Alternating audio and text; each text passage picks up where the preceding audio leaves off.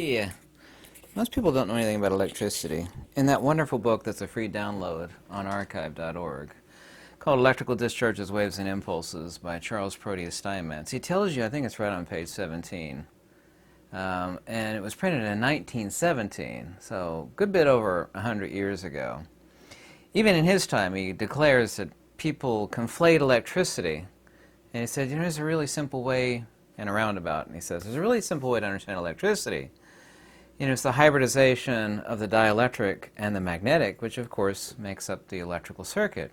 When you actually understand what magnetism and dielectricity is, and they're one thing, not two, kind of like ice and water are not two different things, one is a modality expression of the other, then you understand why it's not voltage that kills, it's amperage. Voltage is to the dielectric, as amperage is to the magnetic.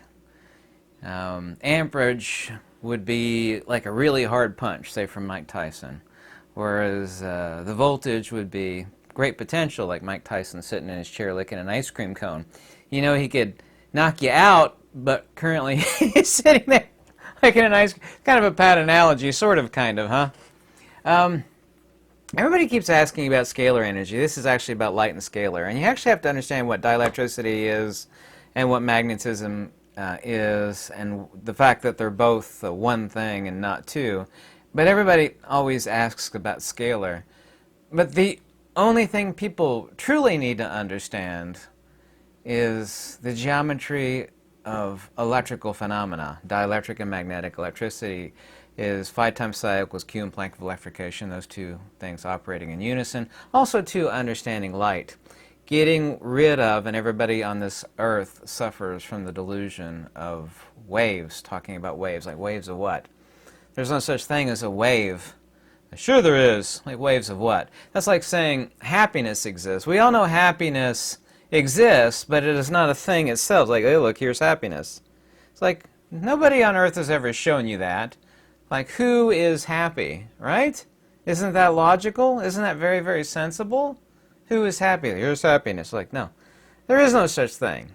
It's an attributional state of something else.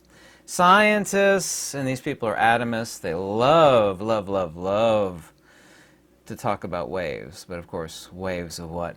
It's a really simple analogy, like someone trying to explain energy phenomena to their kids, and I could actually do like a 2-day lecture such that any kid would be able to understand all energy phenomena. It'd be very, very clear in their minds. But even adults don't understand this. Like, take a piece of rope, you know, you could tie it to a wall or whatever. It's easier to see it this way, even though it's operating kind of quickly. You know, you can pluck the string, and of course it's vibrating in a transverse motion. Here's another question. I don't have any stretchy fabric here, like lycra spandex. Yeah, you know, probably this shirt, right? Actually, I do. That'd be this shirt. I don't know if I can show you this. When you actually pull it this way, it actually pinches 90 degrees to where it is actually rarefied. Because when you're pulling something apart, you're making it rarefied. So if you take a piece of elastic and you actually pull it this way, it actually compresses this way.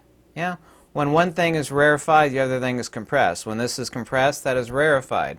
That's actually, take a piece of like super stretchy lycra spandex, not only to teach yourself, but to teach like a young person, for example. So what happens, you know, when I take the piece of fabric and I do this number and I stretch it? Well, something happens. Exactly. And of course, this is the right-hand rule. People say, what is the right-hand rule? Nature is really simple. Everything is simplex pressure mediation.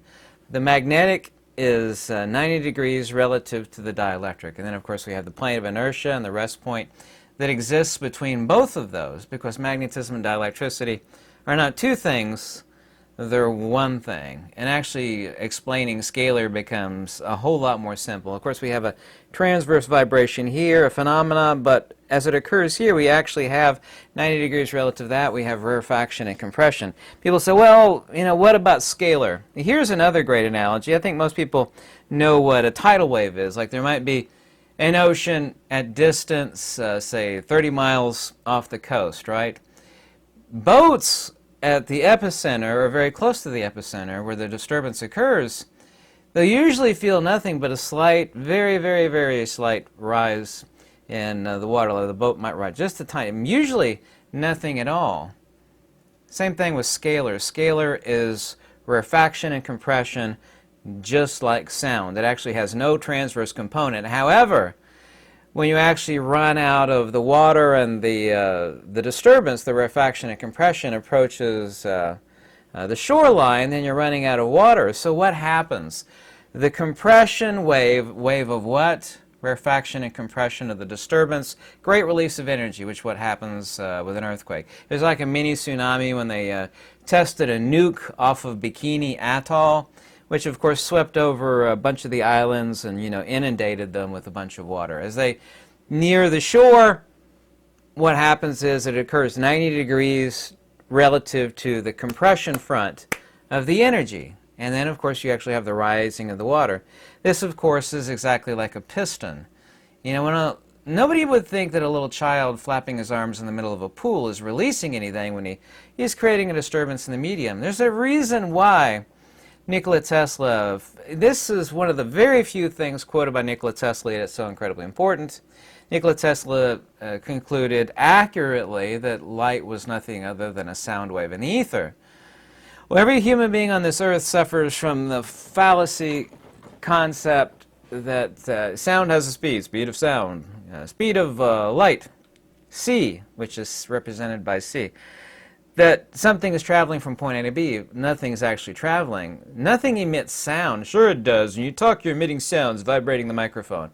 What I'm actually doing, exactly like a seismic quake out in the ocean, for example, is I'm setting up a rarefaction and compression and energy dissipation, which is setting up rarefactions and compressions in the oxygen and nitrogen. I am not emitting anything. My vocal cords are vibrating exactly like a disturbance out at the ocean and creating a rarefaction and a compression with a set frequency. Now the frequency is 90 degrees to the rarefaction and compression of the sound, but I'm not emitting anything. Nikola Tesla said light is nothing other than a sound wave in the ether. If you actually think about this while you're taking a bath or shower, it'll become abundantly clear to you, like really, really quickly.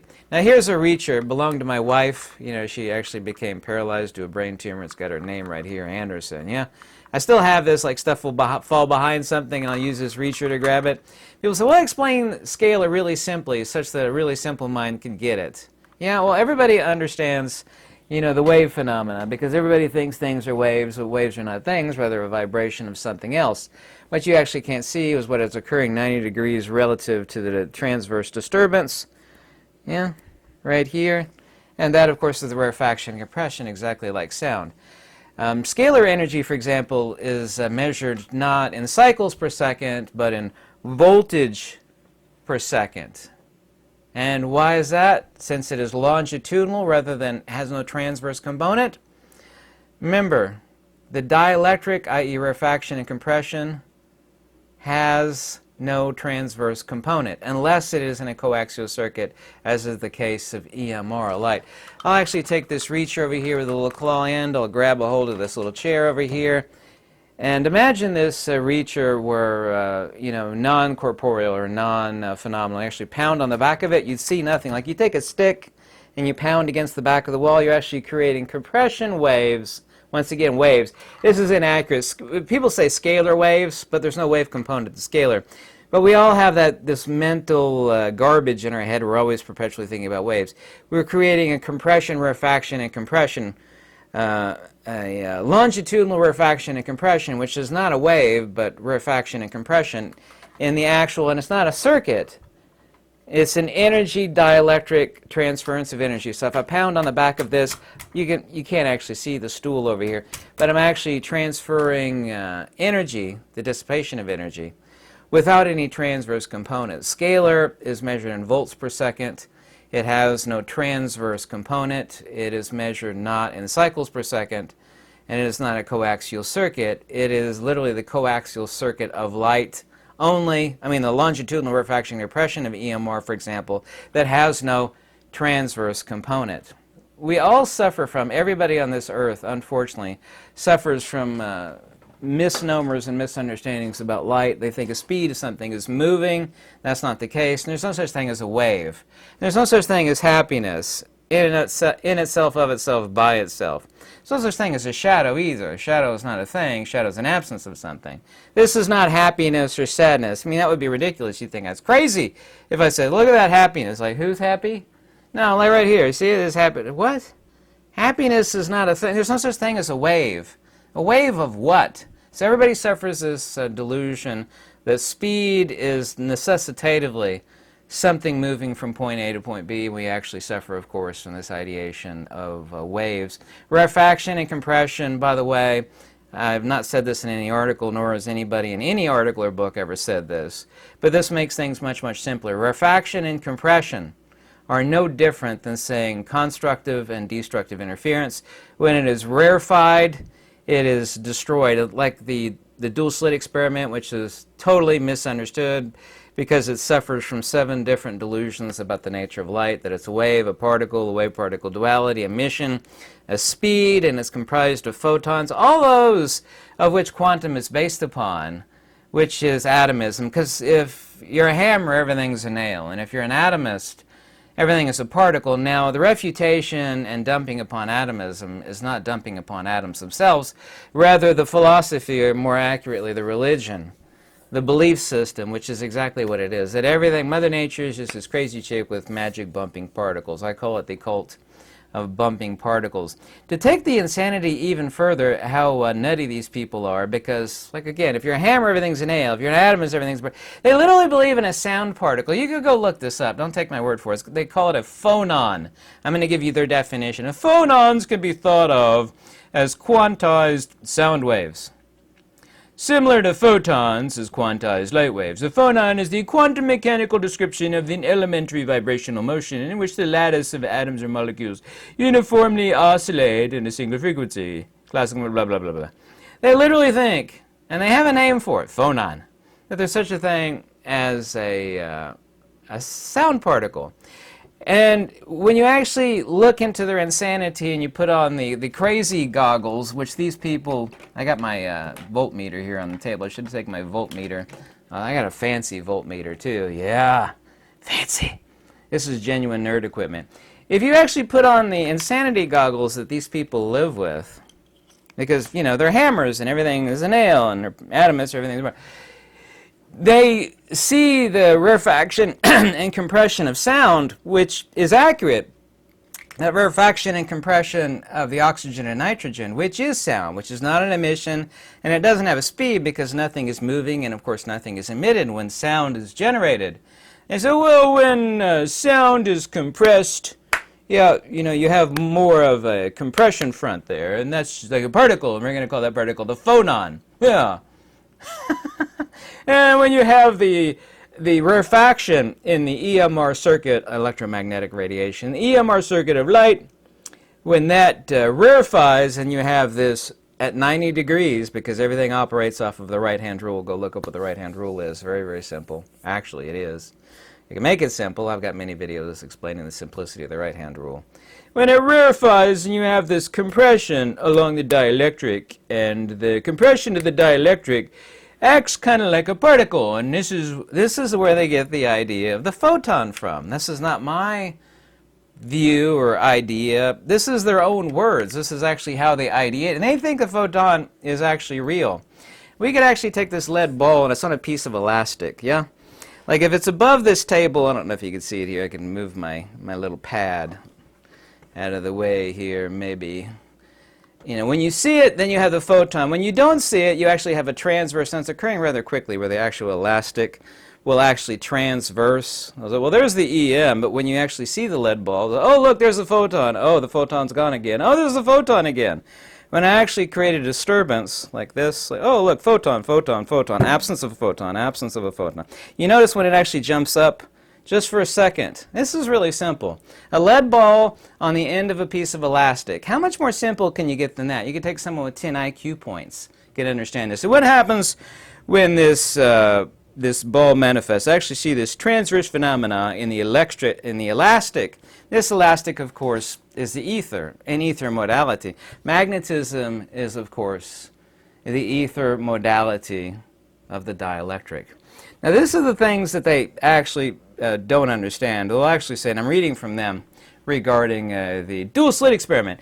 At this time, it conclusively proved that light traveled in waves, causing a revitalization in Huygens's wave theory of light, which included an invisible medium, or ether, through which the waves propagated. Waves of what? Through? You know, ice isn't propagating through water. Isn't ice a modality of the water under cold temperature? Through. Waves aren't propagating through the water. The water perturbations are exactly like a piston effect, bounded by the hysteresis and, of course, the induction rate of the disturbance. This disturbance, in the case of light, is called c. That's not a speed, that's the rate of induction. This so-called speed of light is the disturbance induction. It's actually changes depending on what the disturbance is occurring at. Glass, water, different medium. In the case of space, it is a constant. The so-called speed of light, which is not a speed at all. It's the disturbance induction of the medium as against itself. Here's once again some insanity that they have, because they're constantly thinking in terms of particle ideations, which are inaccurate regarding nature and, of course, light. Driven by the insights from the experiment and the wave properties it demonstrates, a century of physicists sought out the medium through which light was waving. Well, light isn't waving. Light is the principle. Light is the energy principle, i.e. the ether itself. Illumination, of course, has a frequency, and that's relational to the EMR energy of the circuit itself.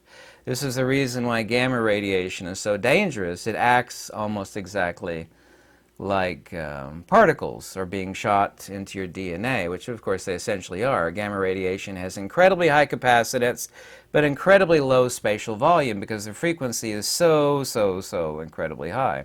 Gamma radiation is just nothing other than super high energy light.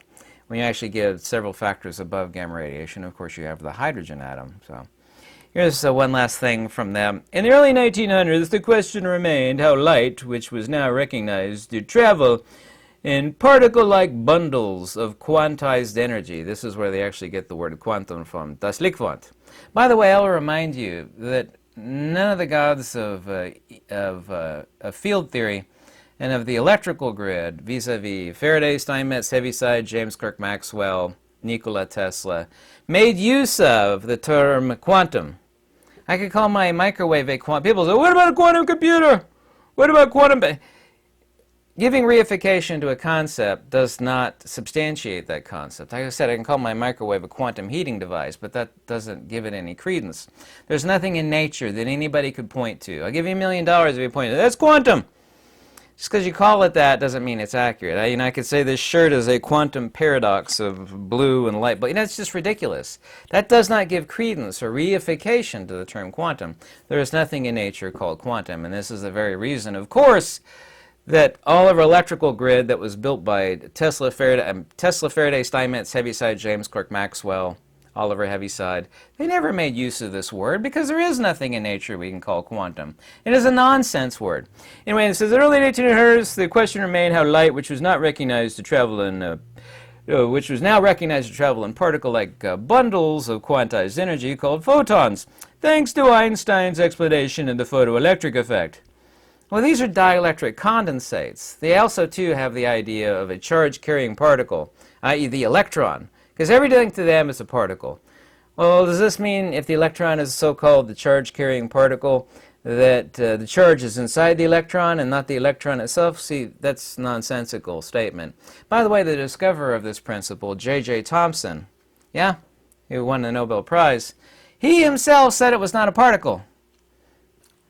Nikola Tesla said there's no such thing as an electron particle. Don't take my word for it. J.J. Thomson called this principle, which of course is real, but not real in the sense of a particle, 1 unit of dielectric induction. So the discoverer of same accurately said what an electron truly is. 1 unit of dielectric induction. There is no such thing as an electron particle. You could ask any of these so-called academicians, say, excuse me, sir, is the transference, charge and discharge of energy the movement of electrons? Yes, it is! Well, how does wireless power induction work? Because there's nothing between the two, and you can put them in a vacuum, and you can still charge. I mean, like your Apple Watch charger and your toothbrush charger, because they get wet, and you can't have electrical things would corrode and short out. They're induction charging systems. There is no movement of particles. You know, but they will tell you they are inherently contradictory because they suffer the brain-rotting disease of atomism. Every movement of charge and discharge is the flow of electrons. They will tell you this invariably. I say, oh, well, how does wireless power induction work? Especially in a vacuum. We don't have to worry about the air. We'll just suck out the air in a Bell chamber. Wireless power induction in a vacuum. There's no flow of particles. Well, in that case, it's lines of force. Lines is conceptual. Force of what, by what, and upon what. Force is not a thing. Just like happiness. Look at this. Here's happiness. Like, what the hell are you talking about? Are you crazy? Yeah, right here. I got it. Happiness. That's no different than saying force. Force of what, by what, and upon what. Who is happy? Who is sad? It's an attributional state of something else. These people are wholly inconsistent. They're illogical. They're unintelligent. Their A contradicts their B, which contradicts their C, and they bring it back to A back again, and then they will tell you, well, I have a degree. Where's your degree at? Where's your peer-reviewed paper? You know, to argue facts, logic, and wisdom, I don't need a degree hanging on the wall. I have to have a sharp mind and facts, logic, and wisdom behind me. Once again, like I said, the photon, the idea of a sound particle. They have a particle for everything. These people will flat out tell you, don't take my word for it, look it up on the internet. It will tell you that what's occurring on a magnet is the emission of virtual photons. What? There's no input or output of any experiment ever done for this. There is zero evidence for this nonsense. It's like saying, well, every magnet emits microscopic unicorns, and that's what the magnetic field is. Well, that's crazy. Well, yeah, but I have a PhD. You know, where's your peer-reviewed paper at? They literally think like that. I've debated these people for decades. They don't have a leg to stand on, which would be okay. It's like, you know, I really don't know. There is a smart answer. I really, really want to know, but I don't know. If they said that, I would actually have respect for them, but they don't say that. I know! No one has ever gone, here's a great secret, no one's ever gone looking for the answers to things that they think they already know the answer to. Understanding the energy circuit is not that difficult. When you understand what dielectricity is and magnetism is, dielectricity is the voltage as amperage is to magnetism. This is the reason why you could get 10,000 volt, like those zappers that they have that cops use, or like that women carry in their purse to like zap some guy that, like, you know, grabs them. One of the tasers, like 100,000 volts, but the amperage is. Now, which is worse, 10,000 volts at a half an amp, 100,000 volts at a half an amp, or 100 volts at 20 amps? Amperage is the deadly part. Magnetism is literally the force vector. That's like saying, well, it was really, really sharp needle, but yeah, but how big was the needle? Like, you know, you could get like a really thin needle, like I didn't feel it. That needle, I mean, like a really long needle, yeah, that would be voltage. Like if it was a super fat needle designed for like elephants, like, oh man, that killed me. The width of that needle would be analogous to amperage. Anyway, I hope I kind of simplified this. And as a simple lead ball on the end of a piece of elastic. And think once again, everything operates off of the right-hand rule. When I actually create rarefaction this way, I actually create a disturbance 90 degrees relative to that, and everything, ether modalities vis-a-vis electricity, dielectricity, and magnetism operate off that principle. I hope you like this video. If you ever want to contact me, my email's in the description below. Have a lovely week.